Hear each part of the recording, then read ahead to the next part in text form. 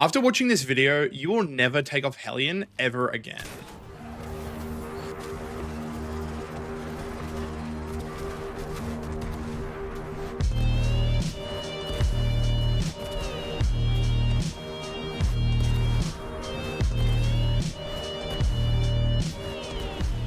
Today, I'm going to show you why Helion is an aspect you should never take off on Solo Warlock, and I'm going to show you how I did what I did at the start of the video with infinitely stunning this boss enemy in the range with Helion. And don't worry, that is not a shooting range thing. That is just Helion and a very specific fragment that I don't think anyone knows about.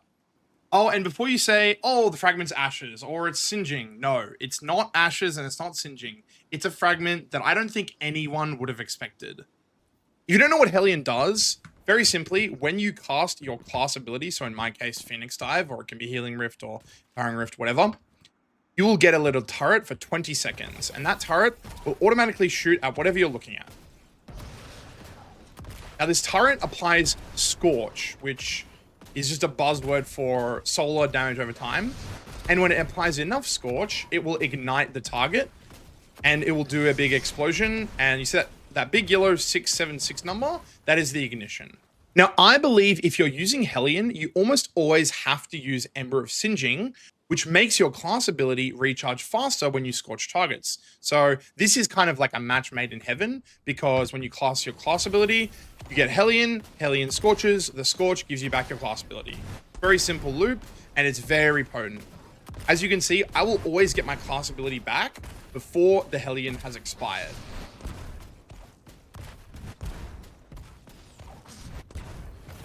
So at base, without any fragments or anything, Helion will take 4 shots to trigger an ignition. So 1, 2, 3, 4, and then the boss will blow up.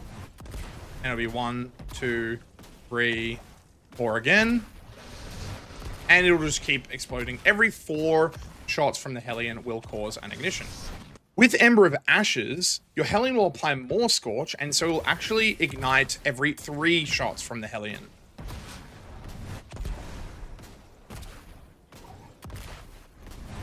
So how much damage does the Helion actually do?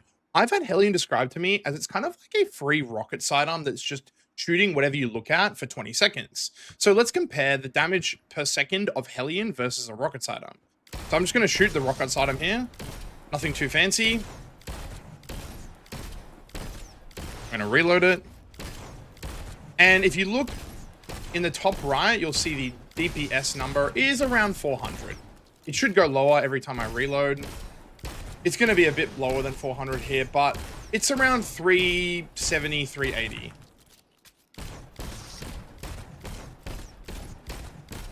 Ends up at 370 after dumping the whole reserves. Now, without any Ember of Ashes, with just Singeing to help me get my class ability back, this is the DPS of Helion.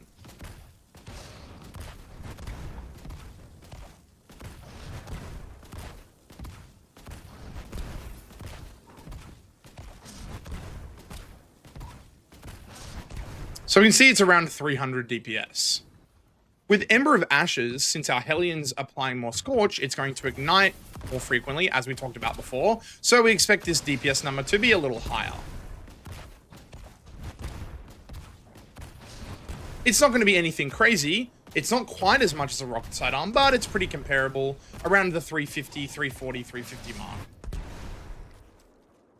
Now, in the latest tweet, which I will link in the description, Bungie is saying that the following Warlock turrets will now count as grenade for stats and perks, and Helion is included. What this means is that if you have any buff that increases your grenade damage, that will also increase your Helion damage. The same is true for your stats. As you can see here, at 200 grenade stat, your grenade damage is increased by 65%. Now, that means that 340 DPS number that we had earlier is going to be increased by 65% if you have 200 grenade stat. So if we pull out the calculator here, that 340 DPS with Helion times 1.65 is going to give us a 561 damage per second with our Helion.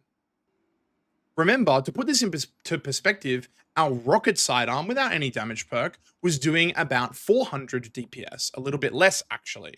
So this Helion with the grenade buff, even if you don't have 200 grenade stat, is going to be doing about the same damage as a rocket sidearm, and sometimes even more. And all you have to do is cast your class ability. It's passive, it's completely passive damage. You don't have to aim or shoot or think really at all. Now, at the beginning of this video, I showed you guys a clip of my Helion proccing an ignition on every shot. Now remember, without Ashes, Helion will trigger an ignition every 4 shots, and with Ashes, it will trigger an ignition every 3 shots. But with Ember of Char, that's right, Ember of Char, your Helion will trigger an ignition on every single shot.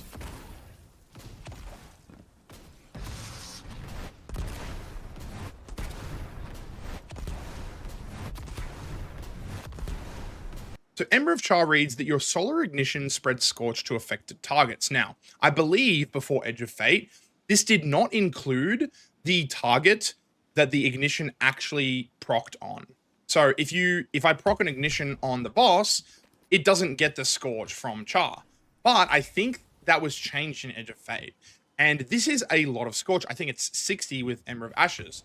What it means is anytime you get an ignition with Ember of Char, the enemy is basically right on the verge of igniting again. And that means that Helion with Ember of Ashes can just chain ignitions over and over and over again. Let's see what the DPS of Helion is now that I'm getting an ignition on every shot.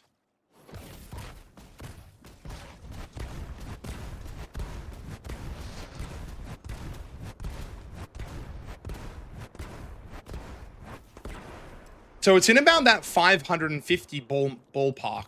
Now remember, that 550 number is before the grenade changes. So let's multiply that by 165.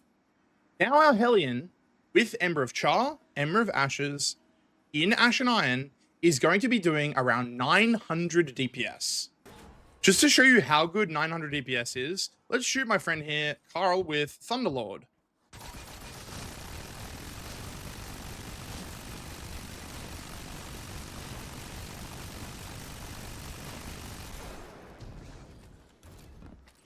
Now, obviously with Thunderlord, you would normally be using Arc Surges on the boots, and you would be in a well, but remember, Thunderlord is a dedicated, exotic, heavy DPS weapon, and Helion is just supplemental, free, passive damage. So the fact that the two numbers, 900 DPS with the grenade changes to Helion, and 1100 DPS on Thunderlord, even though, again, we didn't have Surges or a well, that's pretty crazy that they're even close.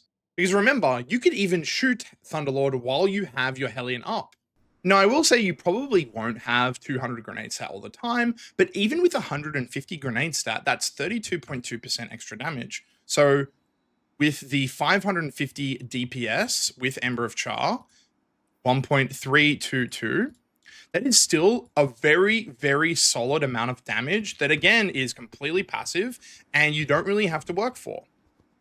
I hope you guys enjoyed the video and let me know how you go with this. I don't think many people know about this. Again, I think this became a thing in Edge of Fate, so try it on and see how it goes. It's probably really great with the new Helion exotic, but I'm sure you guys can think of a bunch of different builds this would be really good with. But yeah, have a good one.